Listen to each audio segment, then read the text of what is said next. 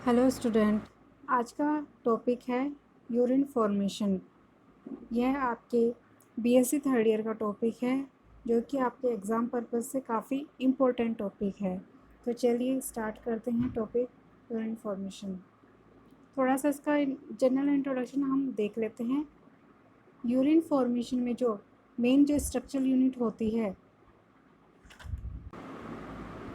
Urine formation में जो main structural unit होती है वह किडनी के अंदर नेफ्रॉन होती है। तो हमारी बॉडी में एक पेयर किडनी होती है जिनमें लगभग 1 मिलियन नेफ्रॉन पाए जाते हैं। और जो किडनी होती है यह अपनी नेफ्रॉन दोबारा रीजनरेट नहीं कर सकती है। आफ्टर 40 ईयर्स नेफ्रॉन की जो एफिशिएंसी यानी काम करने की जो क्षमता है वो कम होती जाती है। हर 10 साल पे ये लगभग 10% अपने काम करने की क्षमता खोती रहती है। ईच नेफ्रॉन कंटेंस यानी हर एक नेफ्रॉन में ग्लोमेरुलस होता है और ट्यूब्यूल्स होते हैं। ये इसका स्ट्रक्चर होता है जिसमें दो पार्ट मेन होते हैं। ग्लोमेरुलस में क्या होता है कि टफ ऑफ ग्लोमेरुलर कैपिलरीज यानी ग्लोमेरुलस कैपिलरीज का गुच्छा होता है जिसके through large amount of fluid filtered from the blood, जिस इस कैपिलरी के जाल से जो ब्लड है वो फिल्टर आउट होता है, यानी उसमें ब्लड है वो छनता है उसके अंदर से। और दूसरा पार्ट होता है लॉन्ग ट्यूब्यूल्स जिसमें जिसमें filter fluid is converted into urine on its way to pelvis of the kidney. इस लॉन्ग ट्यूब्यूल के द्वारा ही जो फ्लूइड्स है यूरिन चेंज होता है और किडनी के थ्रू बाहर निकल जाता है। तो यानी जो मेन जो यूरिन फॉर्मेशन में काम करता है वो हमारा नेफ्रॉन का मेन काम होता है। अब हम ये नेफ्रॉन का डायग्राम देख लेते हैं। इस डायग्राम में इस वाले हिस्से को हम बोलते हैं बोमन कैप्सूल, जिसके अंदर ब्लड फिल्टर आउट होता है। बोमन कैप्सूल के बाद एक ट्यूब्यूल निकली रहती है, घुमावदार ट्यूब्यूल, जिसे हम बोलते हैं प्रोक्सिमल कॉन्वोल्यूटेड ट्यूब्यूल यानी कि पीसीटी। पीसीटी की डिसेंडिंग आर्म आगे जाके लूप ऑफ हेलने बनाती है और लूप ऑफ हेलने आगे डीसीटी से जुड़ा हुआ रहता है जिसे हम डिस्टल कॉन्वोल्यूटेड ट्यूब्यूल कहते हैं। और ये डीसीटी आगे चलकर कलेक्टिंग ट्यूब्यूल से जुड़ी हुई रहती है। तो मेनली इसमें दो पार्ट होते हैं, पहला होता है बोमन कैप्सूल और दूसरा होता है ट्यूब्यूल। तो ये दो पार्ट होते हैं। अब है urine formation. The rate at which different substance are excreted in the urine represent the sum of 3 renal process, यानी कि वह प्रक्रिया जिसके अंदर यूरिन फॉर्मेशन होता है या यूरिन फॉर्मेशन होकर बाहर निकलता है वह 3 प्रोसेस से होकर बनता है। पहला है ग्लोमेरुलर फिल्ट्रेशन, सेकंड है reabsorption of the substance from the renal tubule into the blood, यानी रीएब्जॉर्प्शन ऑफ द जो भी सब्सटेंस है उनका दोबारा नेफ्रॉन से वापस ब्लड में रीएब्जॉर्प्शन होना, पुनः उसका अवशोषण होना। और तीसरा है secretion of the substance from the blood in the renal tubule, जो ब्लड से रीनल ट्यूब्यूल में सब्सटेंस का स्त्रावन होना। तो एक तरह से हम देख सकते हैं जो यूरिन फॉर्मेशन की प्रक्रिया होती है वह filtration rate minus reabsorption rate plus secretion rate, यानी कि जो यूरिन जो बनता है वह उसके अंदर रीएब्जॉर्प्शन और सिक्रेशन को जोड़ देते हैं और फिल्ट्रेशन में से माइनस करते हैं। जो बचा हुआ पदार्थ होता है वो यूरिन होता है। अब हम इस डायग्राम में देखेंगे कि इस डायग्राम दर्शाया गया है कि 3 प्रोसेस होते हैं। पहला होता है ग्लोमेरुलर फिल्ट्रेशन, सेकंड होता है ट्यूबुलर रीअब्जॉर्प्शन और थर्ड होता है ट्यूबुलर सिक्रेशन। तो सबसे पहले जो ग्लोमेरुलर फिल्ट्रेशन में क्या होता है कि ब्लड अफियरेंट आर्टरियोल से एंटर करता है और ग्लोमेरुलस जो कैपिलरीज का एक गुच्छा होता है जिसके अंदर ब्लड एंटर करता है और वह वहाँ से होता हुआ और दोबारा इफियरेंट आर्टरियोल से ब्लड बाहर निकल जाता है। तो ग्लोमेरुलर फिल्ट्रेशन में water and solute smaller than the protein are forced through the capillaries wall and pores of the glomerular capsule into the renal tubule. तो इस फिल्ट्रेशन में क्या होता है कि जो प्रोटीन से स्मॉलर सब्सटेंस होते हैं वो इसमें से छन जाते हैं और लार्जर सब्सटेंस है वो रह जाते हैं। तो फर्स्ट ए प्रोसेस में यही होता है कि जो प्रोटीन से बड़े सब्सटेंस होते हैं जैसे कि आरबीसी, डब्ल्यूबीसी, प्लेटलेट, ये बहुत बड़े साइज़ के होते हैं, ये फिल्टर आउट नहीं हो पाते हैं। सेकंड प्रोसेस है ट्यूबुलर रीअब्जॉर्प्शन बी, जिसमें जो फिल्टर आउट पदार्थ होते हैं जैसे कि वाटर, ग्लूकोज, इनका दोबारा से ब्लड ब्लड में वापस इनका रीअब्जॉर्ब होता है। यानी कि जो ग्लूकोज है, वाटर है, इनका दोबारा एक बार तो एब्जॉर्ब हो गया है किडनी के अंदर, लेकिन वापस से ही जब नेफ्रॉन में आते हैं तो इनका दोबारा से रीअब्जॉर्प्शन होता है, इसलिए इसको ट्यूबुलर रीअब्जॉर्प्शन कहा जाता है। थर्ड है ट्यूबुलर सिक्रीशन, यानी कि ट्यूबुलर में जो पदार्थ आते हैं वो ब्लड के अंदर सिक्रीट होते हैं, स्रावित होते हैं, जैसे कि hydrogen ion, potassium ion, creatine ion और अदर ड्रग सब्सटेंसेस। अब है प्रिंसिपल ऑफ फिल्ट्रेशन, कि जो फिल्ट्रेशन है यानी छन्नी की प्रक्रिया है उसका क्या सिद्धांत होता है। The use of pressure to force fluid and solute through a membrane in same glomerular capillaries and elsewhere in the body. The volume of the fluid filtered in the renal corpuscles is much larger in the capillaries of the body. जो Bowman capsule में जो capillaries होते हैं उसमें blood pressure बहुत high जाता है, जिसकी वजह से जो पदार्थ उसमें से फिल्टर आउट होते हैं। इसके 3 रीज़न होते हैं। पहला है large surface area, mesangial cells relax increase GFR. GFR होता है glomerulus filtrate rate and contract decrease GFR. Second filtration membrane, जो कि थिन और पोर्स होते हैं, यानी छोटे छोटे छिद्र होते हैं फिल्ट्रेशन मेम्ब्रेन में, और इसकी थिकनेस होती है 0.1 mm, जो कि 50 टाइम्स लीकर होती है। और तीसरा है glomerular capillary blood pressure is high, जो कैपिलरीज में होता है वो ब्लड, वहाँ पर ब्लड का प्रेशर बहुत हाई होता है। अब हम इस डायग्राम में देखेंगे कि अफियरेंट आर्ट्रियोल के द्वारा तो ब्लड इसमें एंटर होता है, और यहाँ पर कैपिलरीज का गुच्छा होता है जिसके अंदर से ब्लड फिल्टर आउट होती है। ब्लड में से जो प्लाज्मा है वो फिल्टर आउट हो जाता है, और बाकी के पदार्थ इसमें से रह जाते हैं, बड़े साइज़ के जो पदार्थ है वो रह जाते हैं, और रिमेनिंग ब्लड इफेरेंट आर्ट्रियोल से वापस कैपिलरीज के थ्रू वापस बाहर आ जाता है। जो पदार्थ इसमें फिल्टर आउट होते हैं वह आगे जाकर ट्यूब्यूल्स में एंटर करता है, और जैसे ट्यूब्यूल्स में एंटर करता है तो वहाँ इन पदार्थों का दोबारा से रीएब्जॉर्प्शन होता है। तो जो फिल्ट्रेशन की प्रक्रिया है, जो बोमन कैप्सूल में जो फिल्ट्रेशन होता है वो इस हम अल्ट्रा फिल्ट्रेशन कहते हैं, यानी कि हिंदी बोल सकते हैं उसे परानियसंदन भी कहते हैं, परानियसंदन कहते हैं, जो कि एक फिल्ट्रेशन प्रक्रिया है, जो कि एक निष्क्रिय पैसिव प्रोसेस होता है, निष्क्रिय प्रक्रिया होती है। ग्लोमेरुलर एपिथेलियम, जो ये इसकी एक लेयर होती है जिसे हम बोलते हैं ग्लोमेरुलर एपिथेलियम, में अनेक छोटे छोटे छिद्र होते हैं जो इसकी फिल्ट्रेशन को बढ़ा देते हैं, यानी छन्नी की प्रक्रिया को बढ़ा देते हैं। ग्लोमेरुलर कैपिलरीज के अंदर जो ब्लड होता है वो हाई प्रेशर होने के कारण, उसमें से हाई प्रेशर होने के कारण प्लाज्मा की नॉन कोलाइडल भाग जैसे कि यूरिया, ग्लूकोज, जल, सॉल्ट, विटामिन, खनिज, ये सारे पदार्थ ग्लोमेरुलस केशिकाओं से बोमन कैप्सूल में एंटर कर जाता है। यहाँ प्रेशर इसलिए ज़्यादा होता है क्योंकि जो अफियरेंट आर्टरीज होते हैं वो बहुत पतली होती है। अफियरेंट आर्टरियोल जो होती है वो, जो ग्लोमेरुलर कोशिकाएं होती है वो अफियरेंट आर्टरियोल की अपेक्षा अधिक सक्रिय होती है। सक्रिय होने की वजह से उसमें ब्लड प्रेशर का काफ़ी दबाव पड़ता है, जिसकी वजह से इसमें बड़े सब्सटेंस होते हैं वो तो फिल्टर आउट नहीं होते हैं, बाकी जो छोटे सब्सटेंस है वो फिल्टर आउट हो जाते हैं। तो यह एक प्रक्रिया, इस प्रक्रिया को हम अल्ट्रा फिल्ट्रेशन कहते हैं, और यह एक पैसिव प्रक्रिया है, यानी इसमें किसी प्रकार की एनर्जी की आवश्यकता नहीं होती है।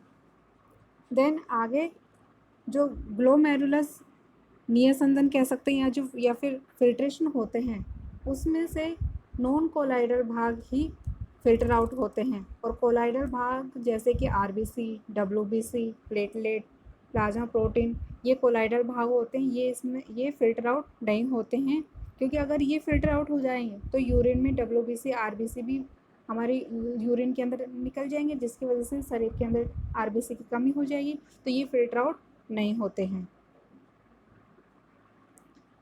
GFR यानी कि ग्लोमेरुलर फिल्ट्रेशन रेट, ये the amount of filtrate formed in all renal corpses of both kidney each minute is called GFR, यानी दोनों किडनी से पर मिनट में जो भी फिल्ट्रेट बोमन कैप्सूल में निकलता है उसे ग्लोमेरुलर फिल्ट्रेट रेट कहते हैं।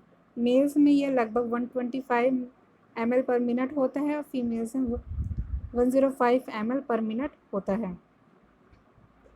GFR it is too high decrease the reabsorption, यानी कि यहाँ पे रीअब्जॉर्प्शन बहुत कम होता है, और too low the increase reabsorption. Mechanism that regulate GFR operate in two main ways, जो GFR का जो प्रक्रिया है वह दो प्रक्रियाओं से रेगुलेट होती है। पहली है by adjustment blood flow into and out of glomerulus, and second is altering the glomerular capillary surface area available for the filtration. तो यानी कि हमने अब तक इतनी जानकारी प्राप्त की, जो फिल्ट्रेशन हुआ है बोमन कैप्सूल से वह जो हुआ है वो नॉन कोलाइडल पार्ट हुआ है, यानी कि कह सकते हैं हम सोडियम, पोटाशियम, जल, ग्लूकोज, अमीनो एसिड, वसा, यूरिक अम्ल, क्रिएटिनिन, ये सारे के सारे इसमें से फिल्टर आउट हो जाते हैं। और कोलाइडल पार्ट जैसे कि आरबीसी, डब्ल्यूबीसी, प्लाज्मा प्रोटीन, ये कोलाइडल पार्ट होते हैं जो कि फ़िल्टर आउट नहीं होते हैं। आगे चलकर जो ये पदार्थ फ़िल्टर आउट होते हैं ये आगे चलकर ट्यूब्यूल्स में पहुंच जाते हैं, यानी इन ट्यूब्यूल्स में एंटर करते हैं जहाँ पे इनका दोबारा से रीएब्जॉर्प्शन होता है। तो फिल्टर सब्सटेंस कौन कौन, जो GFR हुआ है, जो ग्लोमेरुलर फिल्ट्रेट रेट है, वो लगभग 105 से लेकर 125 मिलीलीटर पर मिनट इसमें छनकर आता है। और जो फिल्टर सब्सटेंस में क्या क्या होते हैं, लगभग ब्लड को छोड़कर ions, glucose, amino acid, creatinine और यूरिक एसिड इसमें से फिल्टर आउट हो जाते हैं।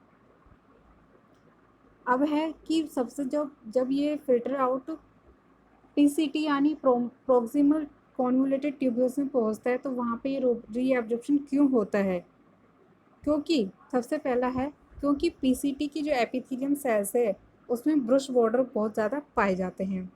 PCT epithelium cells maximum number of carrier protein उसमें पाए जाते हैं, और PCT एपिथेलियल सेल्स में लार्ज नंबर ऑफ माइटोकॉन्ड्रिया होते हैं जो कि एक्टिव ट्रांसपोर्ट को सपोर्ट करते हैं, जिसकी वजह से जो फिल्टर या छनकर जो सब पदार्थ बाहर आए हैं ग्लोमेरुलर फिल्ट्रेशन में, वह दोबारा से रीएब्जॉर्ब होता है, यानी ट्यूब्यूल से वापस वो रीएब्जॉर्ब होकर वापस ब्लड के अंदर एंटर कर जाता है। तो हाँ, अगर हम देखें तो PCT के अंदर कौन कौन से पदार्थ दोबारा से रीएब्जॉर्ब होते हैं ब्लड में, जैसे कि वाटर है वो 65% हो जाता है ऑस्मोसिस प्रक्रिया से, सोडियम भी 65% सोडियम पोटाशियम पंप के द्वारा, और जो पोटाशियम है वह डिफ्यूजन मेथड के द्वारा रीएब्जॉर्ब होता है। ग्लूकोज 100% वापस सिम्पोर्ट और फैसिलिटेड डिफ्यूजन के द्वारा रीएब्जॉर्ब हो जाता है। क्लोरीन डिफ्यूजन के माध्यम के द्वारा रीएब्जॉर्ब होता है। SCO3 कार्बोनेट जो होते हैं लगभग 90% डिफ्यूज़न के द्वारा रीएब्जॉर्ब होते हैं। यूरिया जो होते हैं वो 50% ही रीएब्जॉर्ब हो पाते हैं डिफ्यूज़न के द्वारा। और कैल्शियम और मैग्नीशियम इनका मात्रा वेरिएबल करती है, जो भी डिफ्यूजन के माध्यम से ही रीएब्जॉर्ब होते हैं, यानी कि इस PCT के अंदर इन पदार्थों का दोबारा से रीएब्जॉर्ब होता है और वापस ये ब्लड के अंदर एंटर कर जाते हैं। लेकिन PCT में साथ ही साथ सीक्रेशन भी होता है, जैसे कि हाइड्रोजन आयन है वो एंटीपोड के द्वारा सिक्रेशन होते हैं ब्लड से नेफ्रॉन के अंदर। अमोनिया है वो भी सिक्रेट होते हैं। यूरिया है जिसका डिफ्यूजन के माध्यम से वापस सिक्रेशन होता है, और क्रिएटिनाइन है वो स्मॉल अमाउंट में सिक्रेट होता है। देन ये जो पदार्थ जो रीएब्जॉर्ब हुए और सिक्रेट हुए हैं वो आगे जाकर लूप ऑफ हेनरी में प्रवेश कर जाते हैं। तो लूप ऑफ हेनरी में भी अगेन दोबारा इन पदार्थों का रीएब्जॉर्प्शन होता है।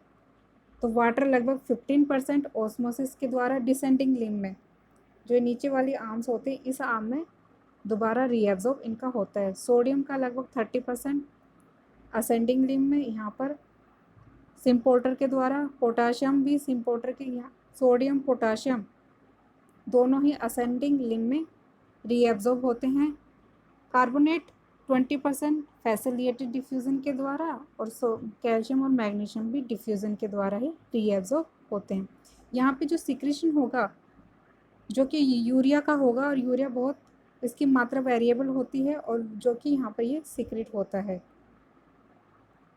अब है अर्ली डीसीटी, यानी कि जो ये जो स्टार्टिंग पॉइंट है डीसीटी का, यहाँ पे किन किन पदार्थों का रीएब्जॉर्ब होता है? वाटर का, सोडियम का, कैल्शियम का और क्लोरीन का रीएब्जॉर्प्शन होता है, जो कि अलग अलग मेथड द्वारा होता है, जैसे कि ऑस्मोसिस, सिम्पोर्टर और हार्मोन के द्वारा इनका दोबारा से रीएब्जॉर्प्शन होता है।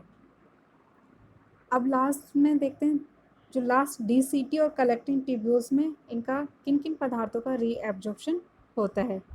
तो लगभग 9% वाटर का रीअब्जॉर्प्शन एडीएच हार्मोन के द्वारा होता है लेट डीसीटी के अंदर, यानी इस वाले पोर्शन के अंदर।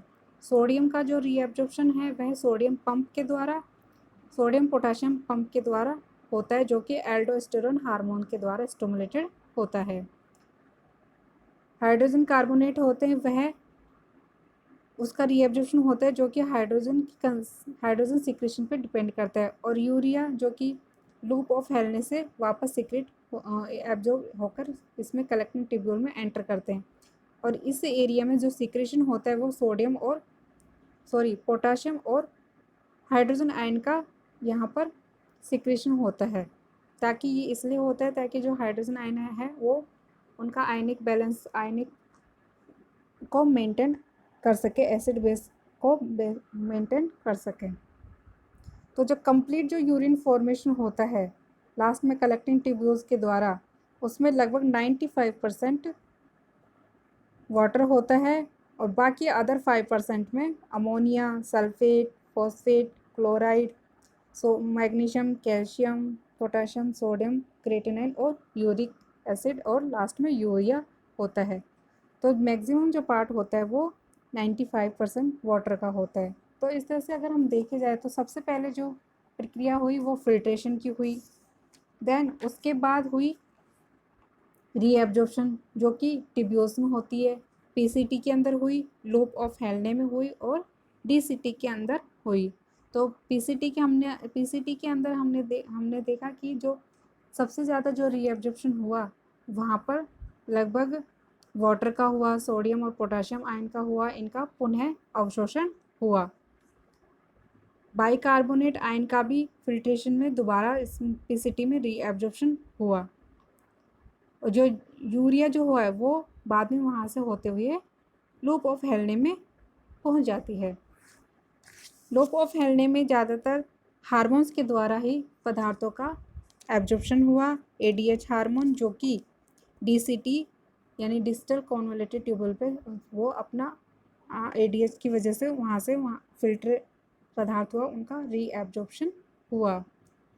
लास्ट में जो पदार्थ निकले वो कलेक्टिंग ट्यूब्यूल्स में केवल वाटर जो ट्यूब्यूल्स में जाके कलेक्ट हो वो यूरिन फॉर्मेशन कलेक्ट होकर किडनी के थ्रू बाहर एक्सक्रीट हो जाता है। तो यानी जो ये प्रक्रिया है यह इसलिए होती है ताकि कम से कम मात्रा में कम से कम मात्रा में वाटर का निष्कासन होए, क्योंकि अगर बहुत ज़्यादा मात्रा में वाटर का निष्कासन हो जाता है तो बॉडी के अंदर पानी की कमी हो सकती है।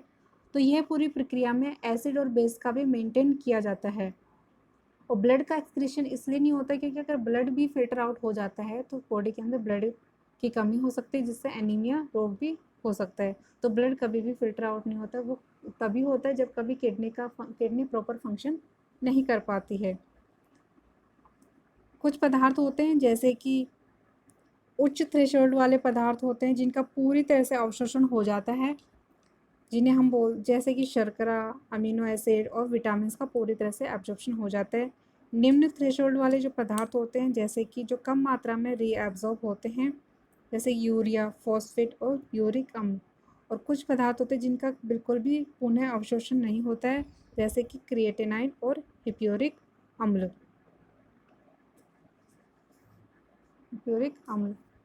लास्ट में जो यूरिन फॉर्मेशन होता है उसकी मात्रा, यूरिन फॉर्मेशन की मात्रा जल जो हम इनटेक करते हैं उस पे, भोजन जो खाते हैं और पर्यावरण तापमान पर निर्धारित रहती है।